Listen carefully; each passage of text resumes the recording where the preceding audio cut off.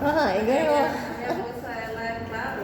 E é só uma semana depois, né? Suja muito, né? E não seca rápido. Porque a parte interna ele é todo grosso, né? Uhum. Isso não chega nem.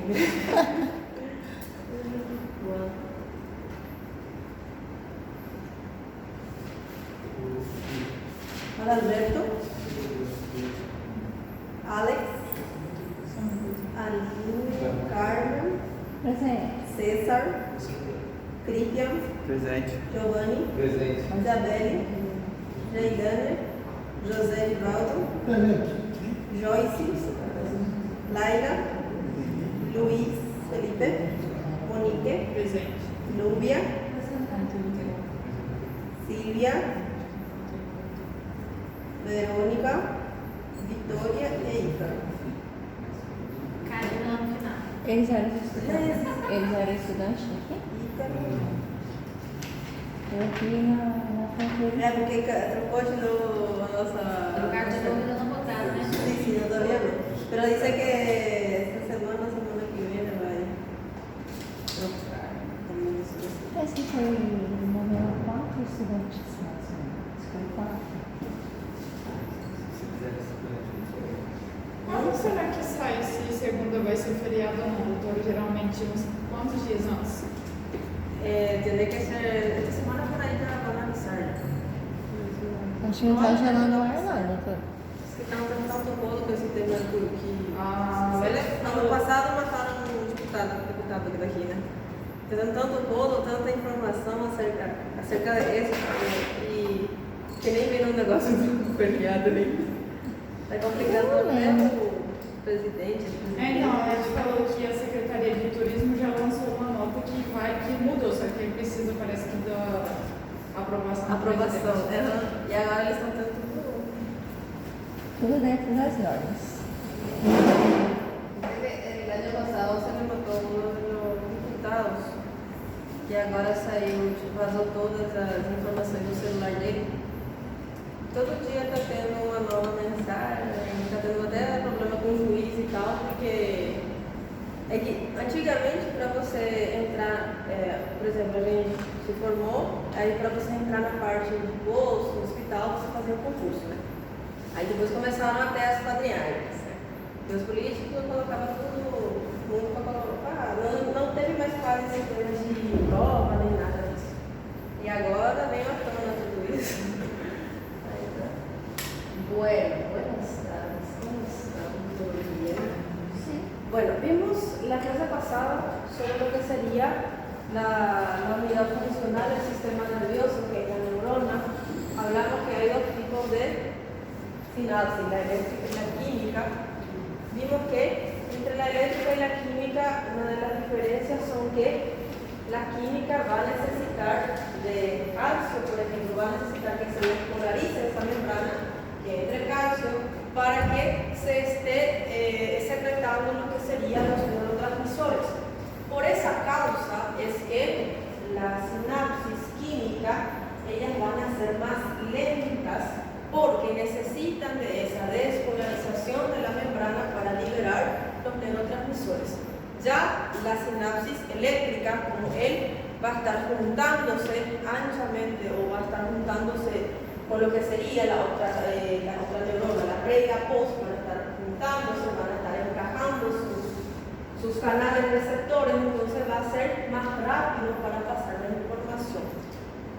Y veremos que de los dos, una de las diferencias también es que la eléctrica va a tener un sentido de pasaje de información que va a ser bidireccional, va a pasar de ambos sentidos. Ya la química es unidireccional. Y veremos que en la parte de anatomía fisiológica de la sinapsis, el tamaño de la sinapsis, de las neuronas, va a depender de la función que ellos van a tener y también de la localización donde vamos a estar encontrando. Por ejemplo, las motoneuronas anteriores. ¿Qué serían las motoneuronas anteriores? Van a ser las neuronas encargadas de llevar la información de la parte de la corteza hacia la parte medular y pasar hacia la parte periférica. ¿Se acuerdan bem bonitinho aqui. Sí, parece una borboleta. Vamos a estar teniendo lo que sería, vamos a estar teniendo lo que sería la parte de la médula, ¿verdad? Dentro de la médula tenemos la sustancia gris, la sustancia blanca, y veremos que esa parte medular va a tener astas. Tenemos astas posteriores,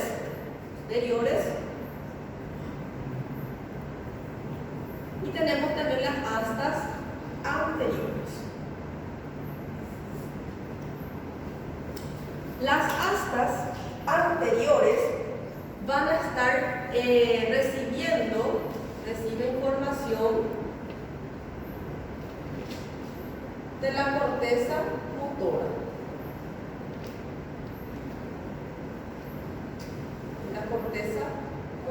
Por eso le vamos a estar llamando que va a recibir una información de tipo eferente porque va de efectora. Su función va a ser efectora. Y vemos que las astas posteriores son las encargadas de llevar información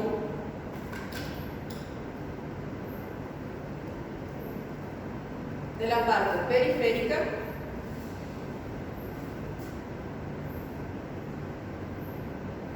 hacia, ¿cómo se llamaba esa porción donde llegaba toda la información periférica? La parte da pele, la parte visual, la parte olfativa, ¿cómo se llamaba? Teníamos dos áreas, una que era una porción motora, una área motora, y una que es sensitiva, que también llamamos de somatosensitiva. Entonces, todas estas astas posteriores van a llevar información de la parte periférica hacia lo que sería la porción o área somatosensitiva.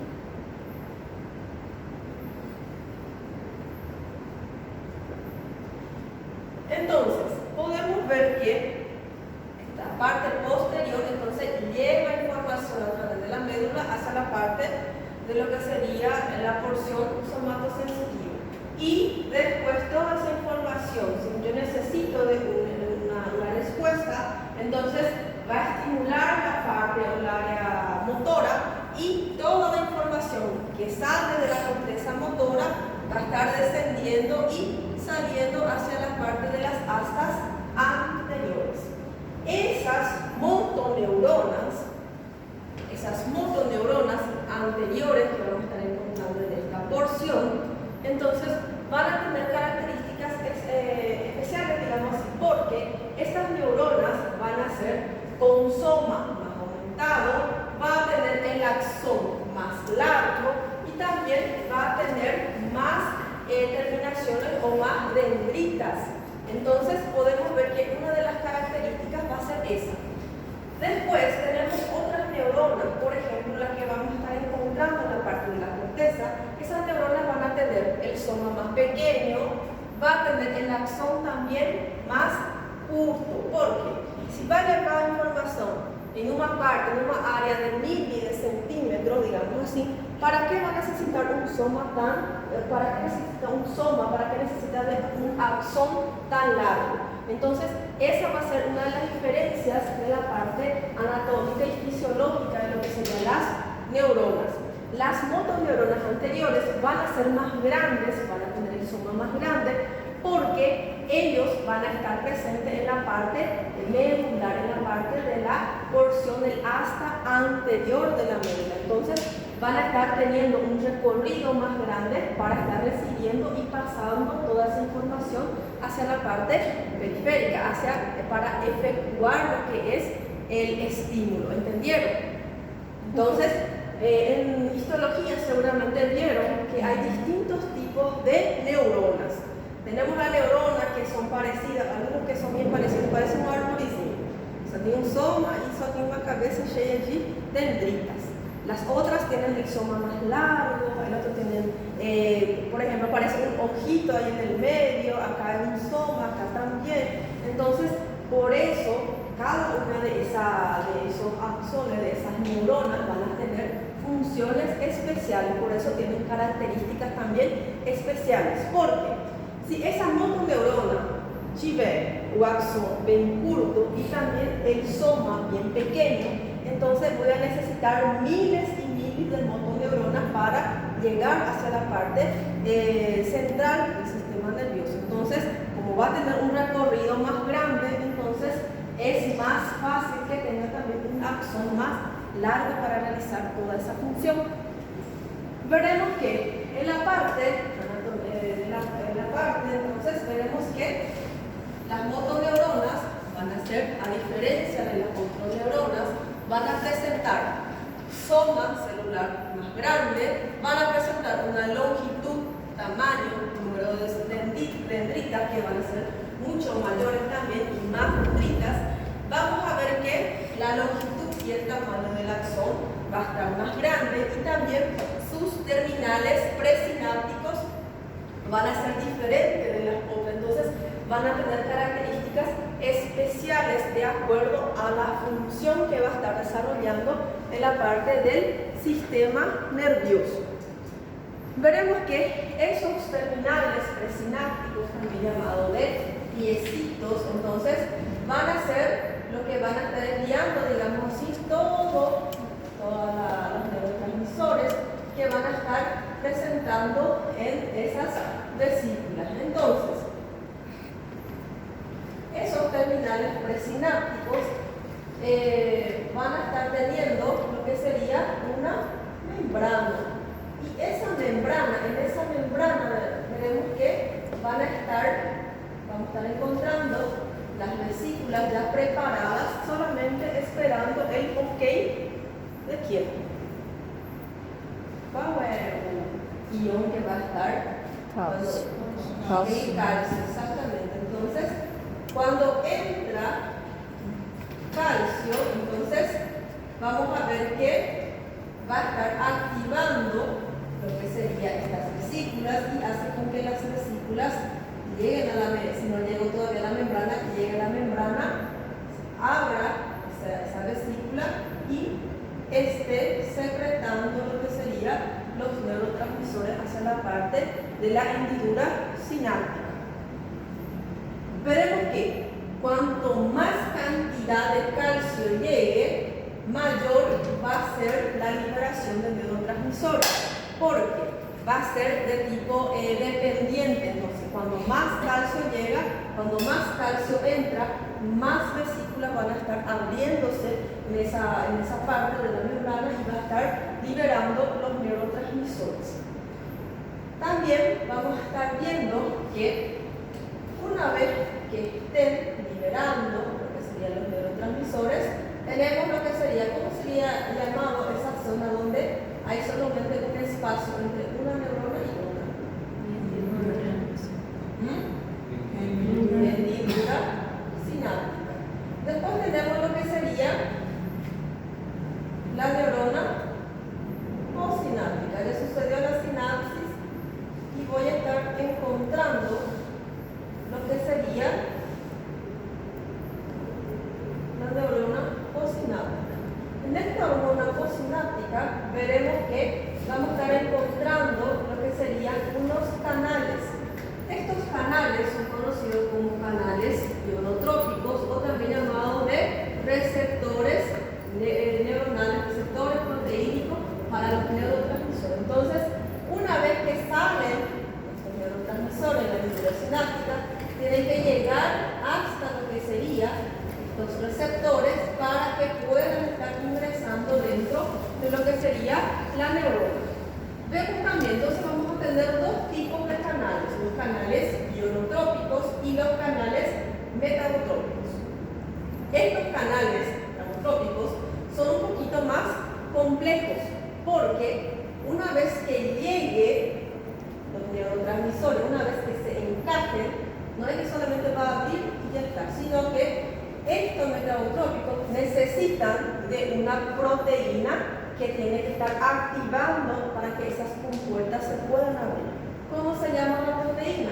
Proteína G. Entonces, esa proteína G va a estar llegando va a estar teniendo contacto con este tipo de receptor y va a estar abriendo las compuertas de ese receptor. Una vez que abra estas compuertas, entonces veremos que esta proteína va a tener también sus subunidades. Va a tener una subunidad alfa, una beta y también una gamma. Entonces, una vez que se active, veremos que esa parte llamada de alfa va a estar después suspendido dentro de ese neurotransmisor y va a ser el responsable de estar activando enzimas y para que esté trabajando, digamos así, activamente dentro de esas neuronas. Sirve para activar enzimas, sirve también para estar produciendo nuevas proteínas y para estar activando lo que sería la cadena de fosforilación dentro de lo que serían esas neuronas.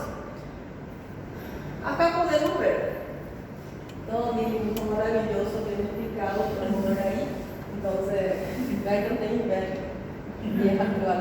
Entonces podemos ver que dentro de los mecanismos por el que los potenciales de acción van a estar liberados, van a estar dependiendo, digamos así, de lo que serían los iones calcio, como podemos ver acá en el dibujo.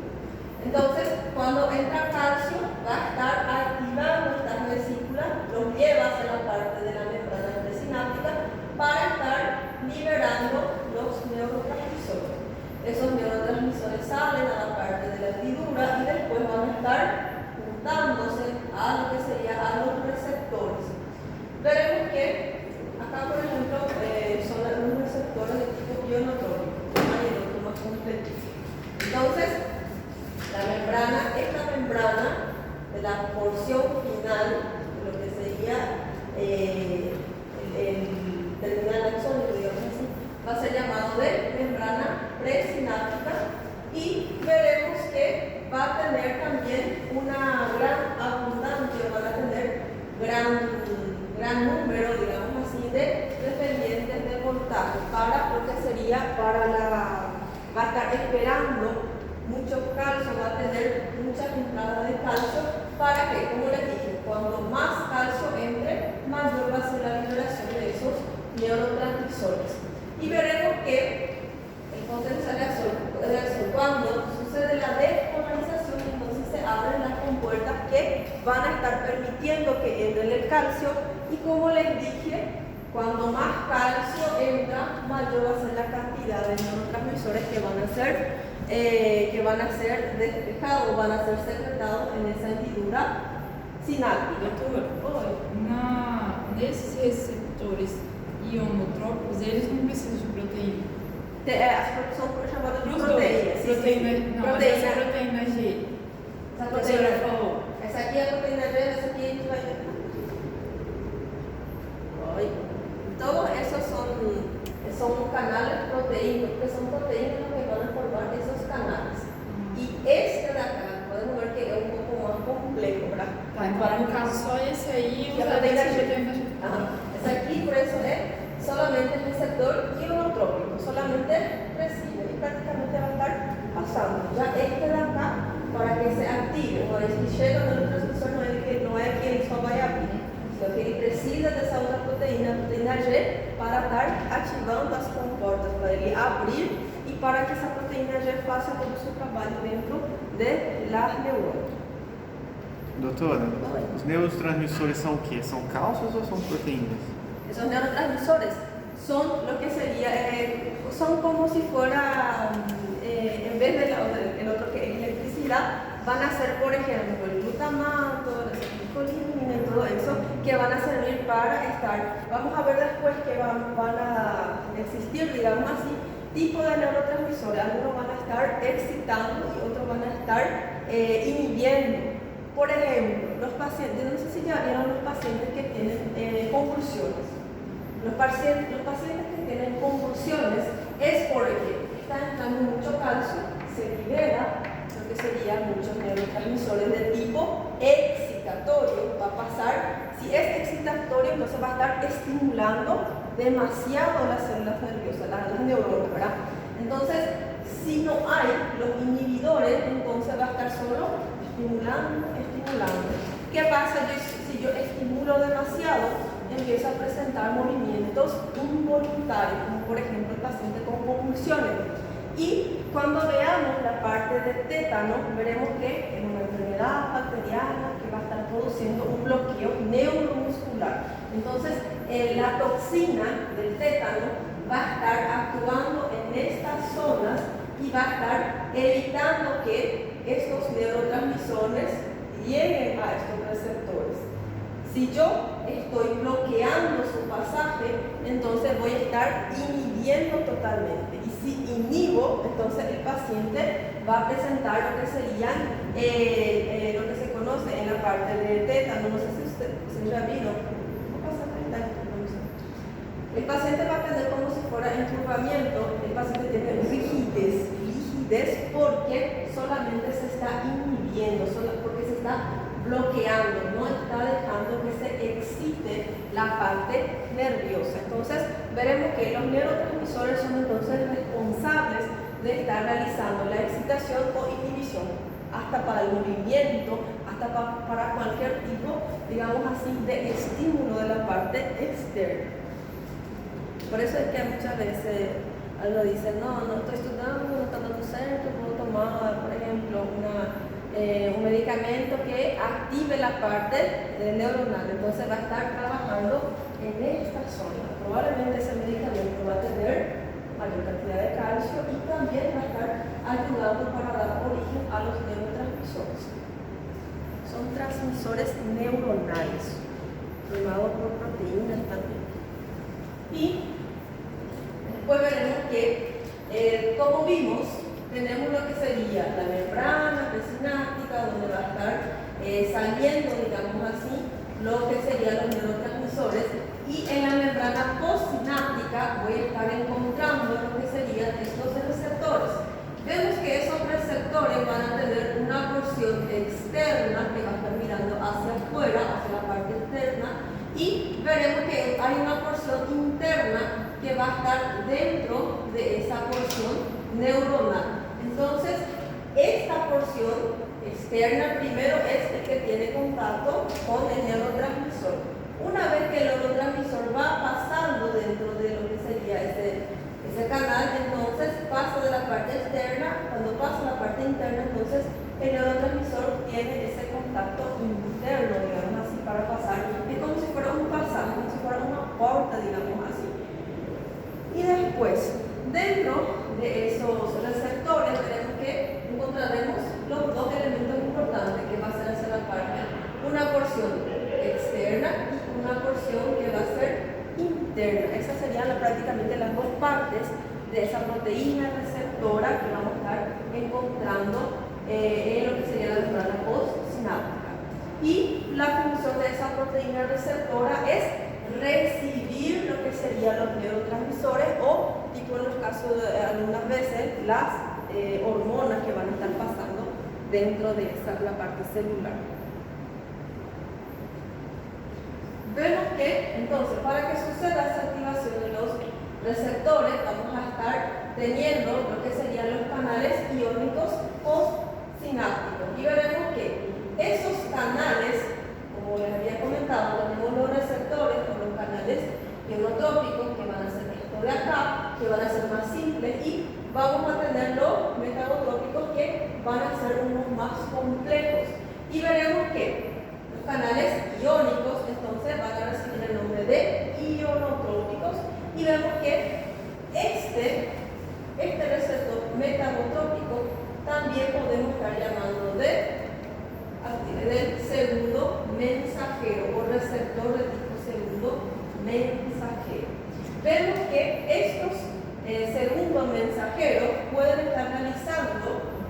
estar aumentando o disminuyendo las funciones específicas de la célula, porque veremos que a través de la utilización de esa proteína G, entonces va a estar produciendo un aumento o disminución de esa función de la parte celular de esas neuronas. Dentro vemos que esos canales iónicos entonces Entonces, suelen ser de tipo catiónico y aniónico. Si el canal es catiónico, va a ser de qué tipo de energía, positiva o negativa. Positivo. Y después tenemos lo que sería el canal aniónico. El canal aniónico va a tener una carga negativa. Y vemos que esos canales catiónicos, como son positivos, van a estar llamando, van a estar estirando lo que serían los iones de tipo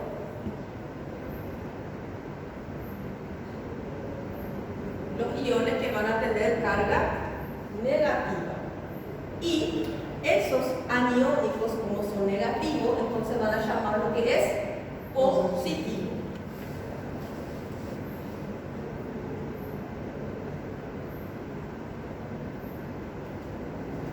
La misma cosa, comemos mucha sal, necesitamos de agua para estar realizando un equilibrio, digamos, en el medio interno. Entonces, como si fuera de esa manera. Porque si el canal catiónico llamado lo positivo, no iba a tener tanta fuerza para arrastrar, digamos así. Por eso es que el negativo, lo que es el canal aniónico, van a estar pushándola solamente lo que serían los iones positivos. Esos canales catiónicos, entonces, como son positivos, van a estar llamando los iones negativos, por ejemplo, como el sodio. También van a estar llamando lo que sería, algunas de las veces, el potasio y el calcio. Entonces, por ese canal positivo va a entrar sodio, potasio y calcio. Y por ese canal aniónico va a estar pasando lo que sería el cloruro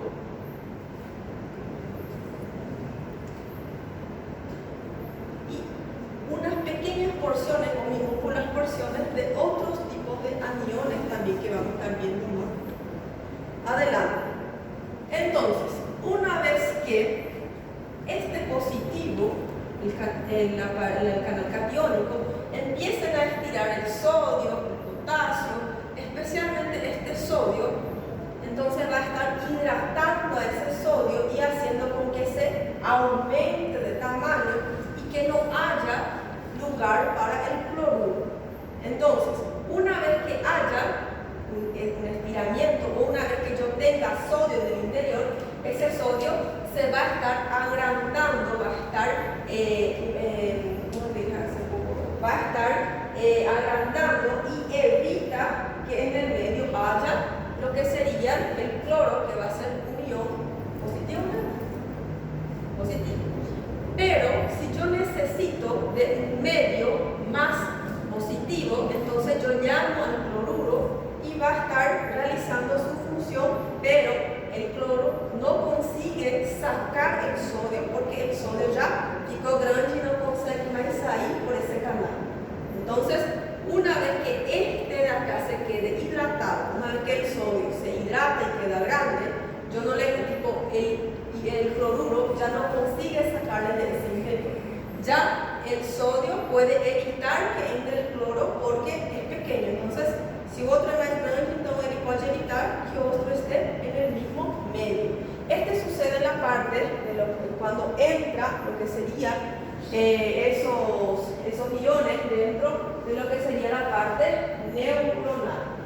Y vemos que los catiónicos van a estar revestidos de carga negativa y van a estar atrayendo al sodio, que va a estar después como si fuera una carga positiva, viceversa, y el aniónico hace lo contrario también.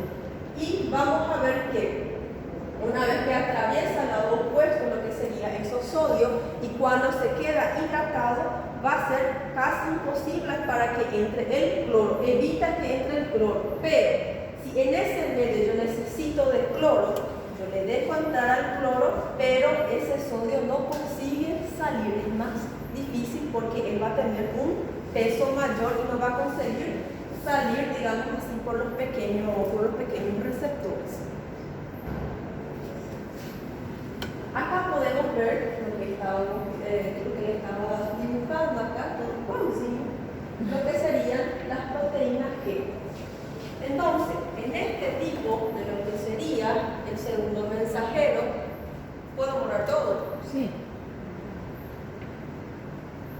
Entonces, en este tipo de sistema de segundo mensajero, vamos a tener lo que serían los canales eutrópicos o de segundo mensajero. Esto de acá son los canales de potasio. Acá sería el canal segundo mensajero. Allá en el otro dibujito estaba como si fuera de esta manera, pero son prácticamente así. Vemos que estos receptores de segundo mensajero, ¿por qué son llamados así? Porque necesitan de un ayudante, de un segundo mensajero, digamos así, que se va a estar encajando en esta porción inferior lateral para que se active. Entonces, acá podemos ver, sería un neurotransmisor que está viajando. Cuando este neurotransmisor se encaja en esta porción, entonces automáticamente esta proteína G, que va a estar formado por una parte alfa, por una beta y también por una gamma. Entonces veremos que esta proteína G también va a tener guanosina difosfato.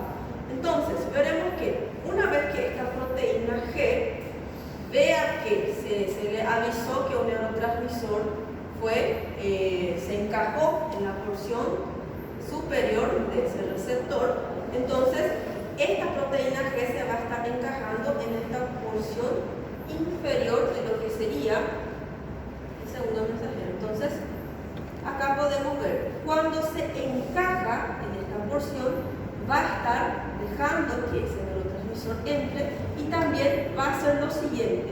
Una vez que se encaja esta porción de la proteína G, entonces va a suceder, veremos que esta parte de gamma y beta se queda en esa porción, mientras que esta parte alfa se conoce como la parte activa, porque es el activador prácticamente. Esa parte alfa va a estar en el medio realizando lo siguiente, va a estar realizando la apertura del canal de potasio. Entonces va a estar haciendo con que el potasio que estaba en la parte interna salga a la parte externa, va a hacer con que se active lo que sería la parte enzimática, activación enzimática. Entonces veremos que esta enzima que está en la membrana se activa y va a hacer lo siguiente, todo lo que sería la parte de ATP va a estar transformando en AMP cíclico. Y veremos que todo lo que era GTP va a estar pasando a ser GMP cíclico. Entonces, por eso podemos ver que esta parte es un poquito más compleja, no es todavía corta de central.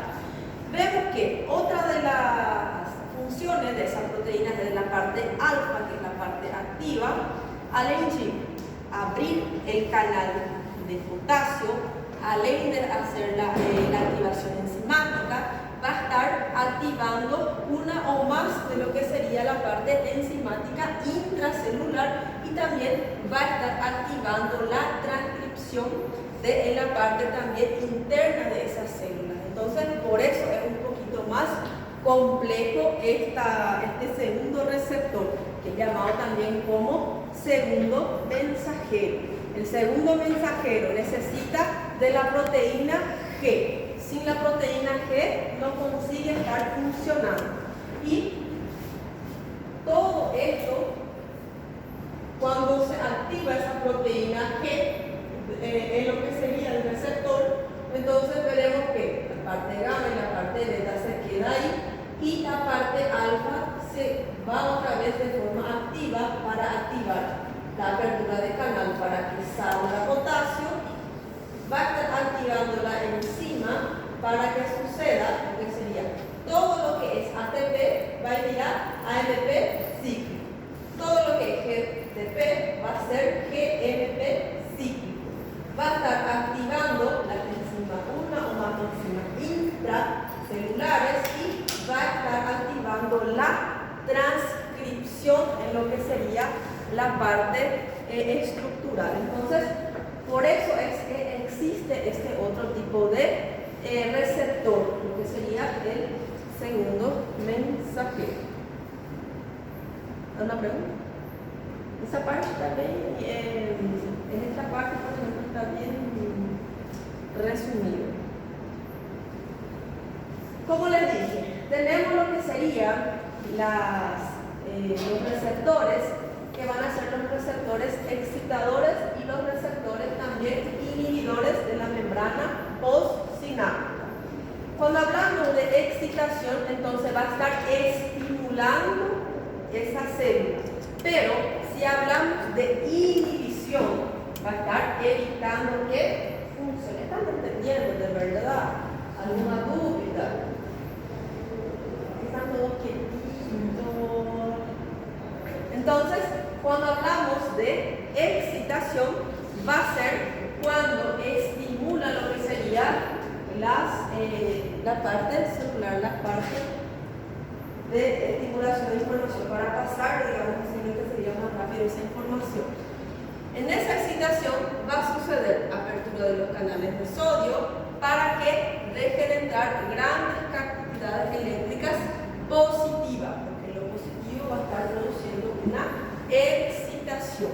Y vemos que cuando esta acción se eleva, va a estar elevando lo que es el potencial de membrana intracelular, y eso va a llevar a un nivel umbral para la excitación. Cuando más entra o cuando más se eleva lo que sería la apertura de los canales de sodio, entonces más excitado va a estar picando esa neurona. Y vemos que la detección de la conducción mediante los canales de cloruro de potasio van a estar realizando, digamos así, una disminución. Cuando hay demasiada excitación, yo tengo que dar una maderada. Entonces, ahí va a estar entrando lo que sería el cloruro para que no haya una excitación exagerada durante ese periodo de excitación. Y vemos que el cambio en el metabolismo interno de la neurona postsináptica para excitar la actividad celular va a estar incrementando el número de receptores, o puede estar también disminuyendo el de los inhibidores. Cuando yo quiero estimular más todavía esa célula, voy a estar disminuyendo esos receptores de inhibición para evitar que se inhiba y para que esté excitando o esté estimulando con más fuerza. Y cuando hablamos de inhibición, veremos que va a estar trabajando, van a ser los iones cloruro, porque van a tener carga negativa y eso va a hacer con que se inhiba la función de esas neuronas. Entonces va a estar sucediendo el aumento de la conductancia de los iones potasio fuera de la parte neuronal. Entonces va a estar aumentando la cantidad de potasio en la parte fuera de la neurona. Entonces, cuando sucede esto, permite la difusión de iones positivos para el exterior y causa una mayor negatividad dentro de la célula, de la neurona. Cuando más negativo queda la parte interna de esa neurona, entonces más va a estar inhibiendo, no va a tener un paso de estimulación excesivo, va a estar disminuyendo. Por ejemplo, si yo hago un bilistón, entonces va a pasar toda la información de que estoy recibiendo un estímulo doloroso. Al comienzo va a haber una liberación exagerada, digamos, va a haber una liberación exagerada de neurotransmisores porque hay una estimulación. Pero ese dolor después va pasando, va disminuyendo porque va trabajando lo que sería la parte inhibitoria. Porque si Sófica es excitando, entonces el día entero yo voy a sentir el mismo dolor como una primera vez. Entonces, de esa manera, digamos va a estar trabajando lo que es la parte excitatoria e inhibitoria. Y vemos que, oye, Quando excitar, aumenta. sí, estímulo. E diminui o negativo. O cloruro, o potássio diminui também. La parte extracelular. Funciona mediante a canal de cloruro, potássio ou ambos. Por que está diminuindo o positivo? Porque o potasio siempre estaremos encontrando más en la parte externa, ¿verdad? Extracelular. Quando eu vou diminuindo esse negativo, como o potássio está para fora, ele automaticamente vai diminuir também. Sí, va a disminuir también porque se va a estar activando hacia afuera otra vez. Tá. E aí, quando eu for fazer inibição, eu aumento o cloruro negativo, mas aumenta a condutância do potássio para fora do neurônio. Porque ele vai estar maior número na parte extracelular. Por quê? Porque daí eu voltei o cloro, eu fico permeado para ele, aí o negativo puxa o positivo. Seria isso? Sí. Professora, Oi. na inibição, qual é o neurotransmita que faz essa inibição? La inhibición, Sim, qual é o neurotransmita que faz isso? glutamato, GABA, ellos son los inhibidores. Pero veremos que después más adelante, dependiendo de dónde actúa, puede servir también como un neurotransmisor excitatorio. Ahí, por ejemplo, entra a controversia en la parte del sistema nervioso autónomo y en esta parte del sistema nervioso prácticamente central. Então pode servir tanto para excitação e inibição. Sí, dependiendo de dónde que él va a estar trabajando. Pero eso vamos a ver a lo largo de las clases. Ok. Veremos que dentro de las sustancias químicas que van a estar actuando como transmisores sinápticos, tenemos los transmisores de acción rápida y moléculas pequeñas, que van a ser los más chiquititos y los que van a estar teniendo acción rápida, tipo de segundos, ya va a estar realizando su función y después ya desciende. Tenemos de clase 1 la más pequeña y rápida, que es la acetilcolina. Después tenemos de clase 2, que son las aminas, que van a ser, por ejemplo, la noradrenalina, adrenalina, dopamina, serotonina e histamina. Después tenemos el clase 3, que son los aminoácidos. Esos aminoácidos van a ser, por ejemplo, el ácido gamma-aminobutírico, también llamado de GABA, la glicina, el glutamato, el aspartato, y el clase 4, que va a ser el óxido nítrico. Doutora, o ácido aminobutírico, Sí, chama GABA? GABA, que es ácido gamma-aminobutírico. Después tenemos otro tipo de receptores, por ejemplo, los neuropéptidos, son que van a estar trabajando en la parte del sistema nervioso. Son péptidos que actúan en la parte nerviosa y que son llamados entonces de neuropéptidos. Vamos a ver que como tenemos lo que trabajan rápido, de acción rápida, tenemos también los transmisores de acción lenta y también entre ellos tenemos lo que serían, por ejemplo, los factores de crecimiento. Los factores de crecimiento tienen que ser de tipo lento, porque no hay que hoy yogur, al día siguiente a criança da Carmen, que era pequenininha, ya acorda grande. Entonces, no puede ser de esa manera, por eso debe de ser un transmisor de tipo lento, un transmisor de acción lento, que se secreta y va a quedarse por semanas a meses actuando dentro del organismo. Entonces, dentro de ello tenemos las hormonas que van a ser liberadas por la parte hipotalámica, como por ejemplo la hormona liberadora de tirotropina, la hormona liberadora de la hormona luteinizante, que va a servir para la parte del embarazo y todo más, que va a estar trabajando para lo que sería la parte tiroidea. Tenemos la somatostatina, que va a servir como inhibidor de la hormona de crecimiento, y para que el paciente, por ejemplo, no esté solo estimulando, solo secretando hormona de crecimiento, y después, ¿qué vamos a tener? Cuando se libera demasiado, entonces vamos a tener un paciente gigante que no tuvo esta somatostatina, porque esta somatostatina va a estar equilibrando para que el paciente no crezca 2-4 metros, por ejemplo. Los péptidos hipofisarios, por ejemplo, el ACTH, la beta-endorfina, la hormona estimuladora de los melanocitos de tipo A, la prolactina, que va a ser también una hormona para la producción y liberación de leche, la hormona luteinizante, que va a estar trabajando en la parte lobovárica, la tirotropina, la hormona de crecimiento, la vasopresina, que va a estar ayudando a que se realice la vasoconstricción, y también la oxitocina, esa oxitocina que va a estar siendo liberada durante el periodo de trabajo de parto de la paciente, que va a estar ayudando a que la paciente empiece a tener esos pujos, ¿cómo se dice también? Las contracciones, exactamente. Entonces, ayuda para que haya esas contracciones, para que la mujer tenga la dilatación y todo ese trabajo del parto, para que haya el desprendimiento de la placenta, y también ayuda para la liberación de la leche.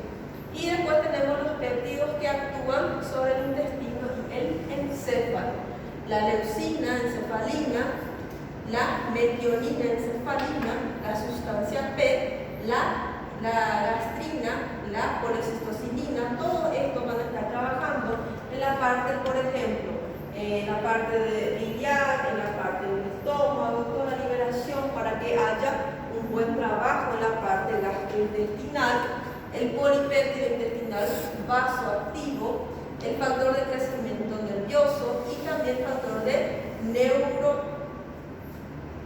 neurotrófico derivado del cerebro, que se quiere mantener en la sociedad, y la neurotensina, insulina y el glucagón.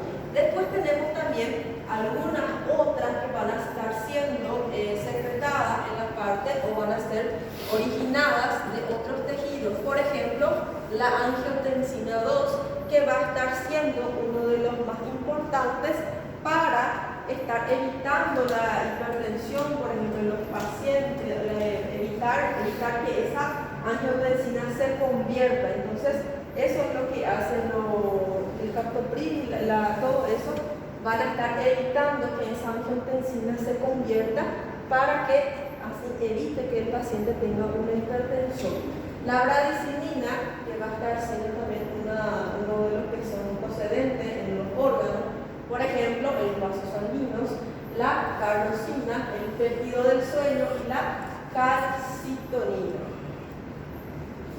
Dentro de esos neuropéptidos, entonces veremos que van a estar sintetizándose de otro modo, y van a tener acciones lentas y diferentes de la molécula pequeña.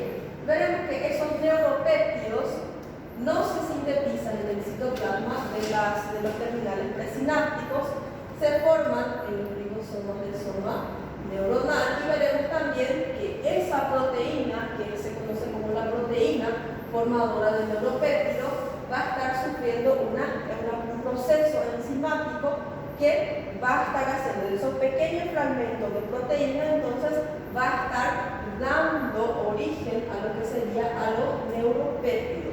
Se cree que, ¿se acuerdan de estas vesículas? Entonces, esas vesículas en su interior, como podemos ver, ellos se abren y salen lo que serían esos neurotransmisores. Algunas literaturas dicen que estas vesículas, en su contenido estructural, presentan proteínas, y que esas proteínas se reutilizan para la formación de los neuropéptidos. Pero nuestro libro dice que esa vesícula, todo lo que fue a vesícula, no es reutilizado. Entonces hay una controversia muchas veces entre los fisiólogos. No le voy a preguntar en la prueba, la vesícula, ¿cuál es el tipo de vesícula cuando secreta el neurotransmisor? ¿Qué sucede en la vesícula? No le voy a preguntar eso, ¿verdad?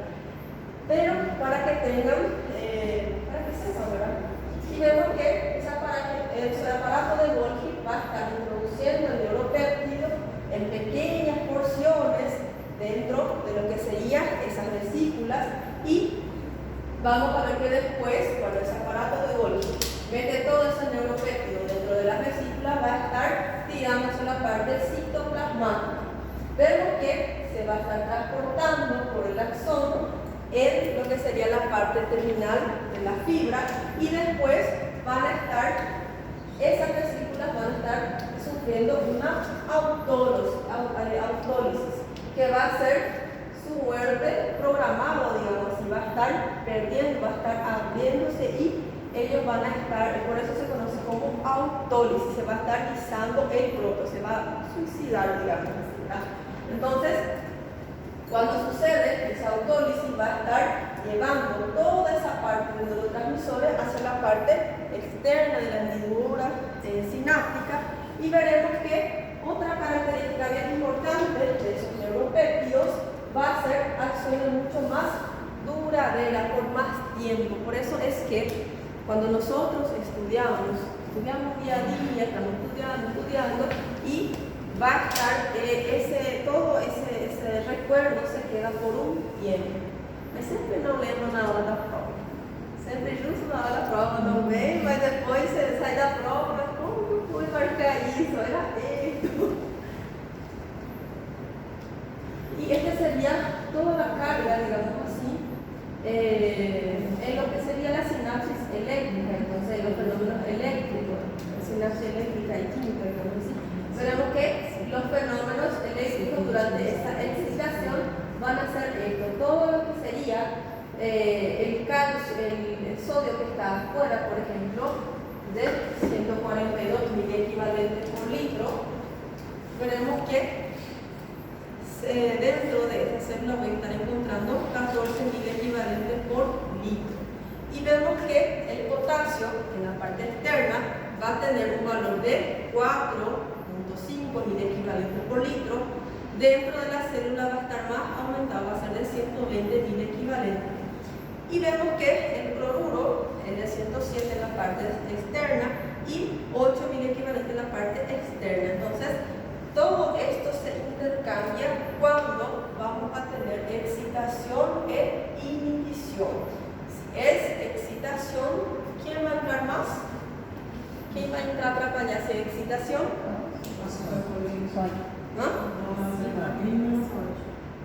Sodio, ¿eh?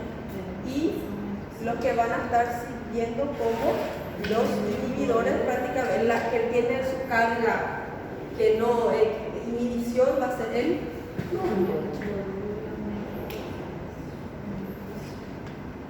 Veremos que en esa parte tienen 10 minutitos. Sí. Claro que sí. Doutor, falta só mais 10 slides. Ah, então eu vou terminar. Eu não mirei quanto falta, eu mirei para não cansar demasiado. Porque después, sí, porque después yo le libero para que se preparen para la clase. Bueno, en esta parte de inhibición presináptica, entonces veremos que antes que esas señales lleguen a alcanzar la sinapsis, vemos que, o antes que suceda cuando hay una inhibición, cuando está trabajando más el cloruro, entonces vemos que va a estar sucediendo una inhibición en la parte presináptica. Veremos que esa inhibición presináptica va a estar ocasionada por liberación de sustancia inhibitoria, que va a ser el cloruro, ¿verdad? Y veremos que en la mayoría de los casos la sustancia transmisora inhibitoria, como les dije, uno de los más potentes, que es el ácido gamma-aminobutírico. Y vemos que ese es una pregunta en la prueba del semestre pasado. Y vemos que las cargas negativas de esos iones van a estar produciendo una anulación en la excitación. Entonces, si tiene una carga negativa, entonces va a estar produciendo una inhibición y va a estar evitando que estos terminales estén excretando neurotransmisores. Entonces, el cloruro va a estar bloqueando. Cloruro inhibe.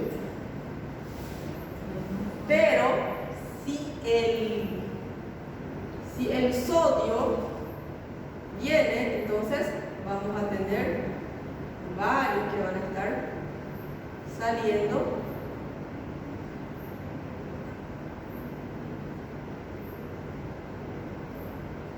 Porque va a estar excitando.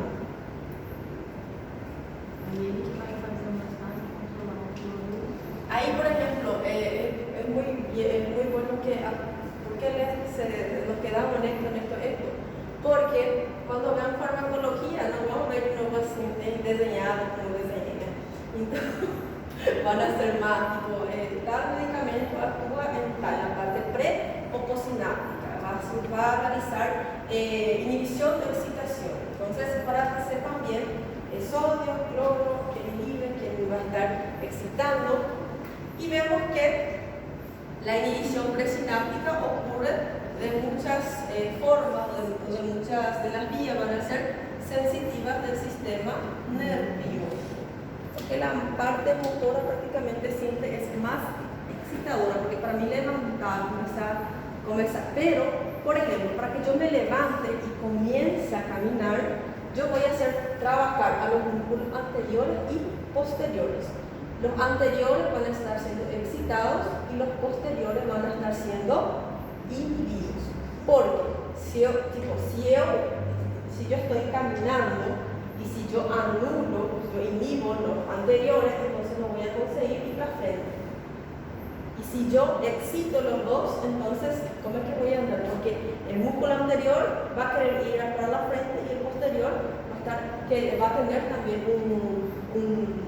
una acción hacia la parte posterior. Pero eso vamos a ver en parte muscular, que vamos a ver muchas clases que van a estar hablando uno a uno. No se sientan sofocados ni no quiero dejarles también todo desastre. Esto es prácticamente lo que sucede.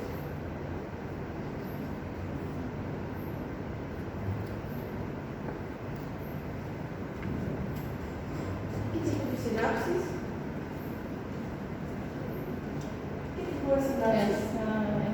Química, porque podemos ver que necesitamos de neurotransmisores.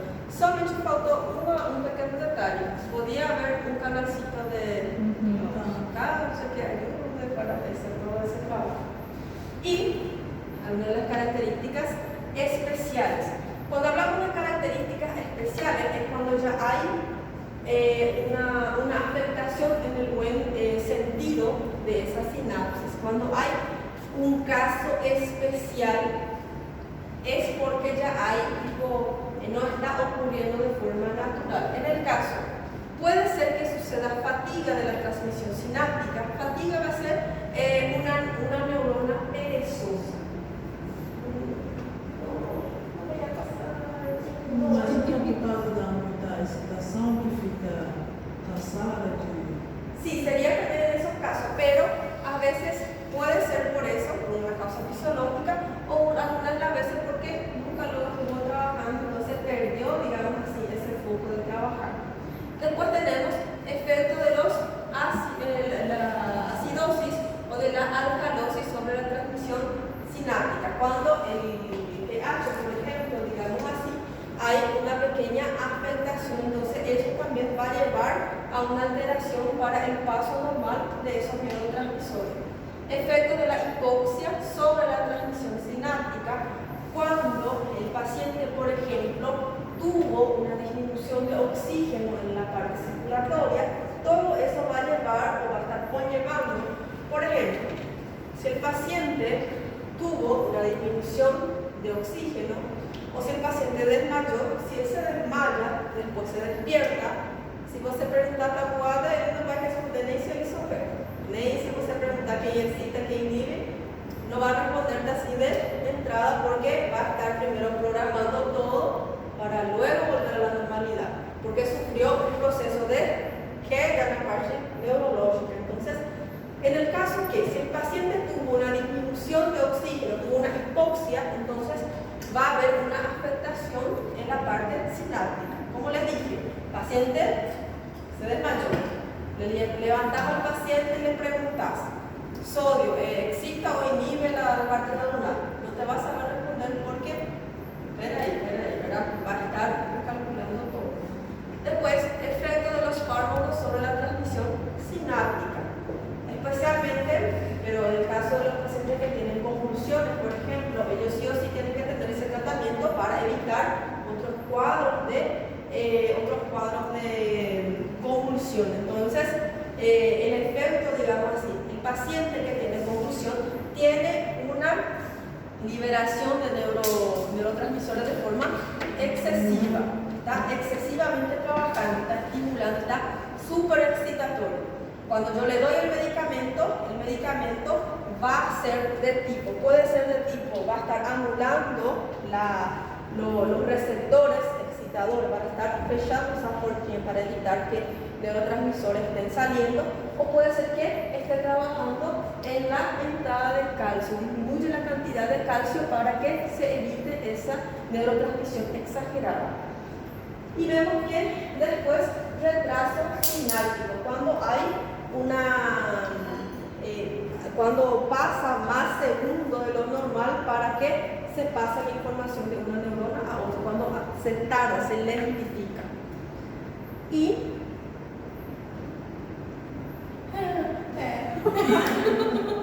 la parte nerviosa siempre se explica así.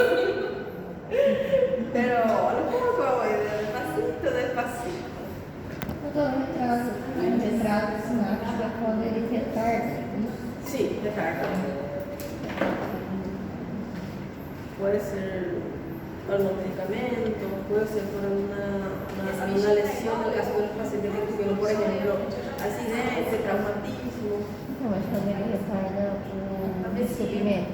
Oi? Isso, quando ele retarda O paso disso daqui. Quando ele retarda para que los neurotransmisores entren en sus receptores, va a retardar para que esos neurotransmisores salgan a la individualidad sináptica. Entonces eso va a hacer con que toda la información llegue de forma tardía. Ninguém chegou depois ali. Después,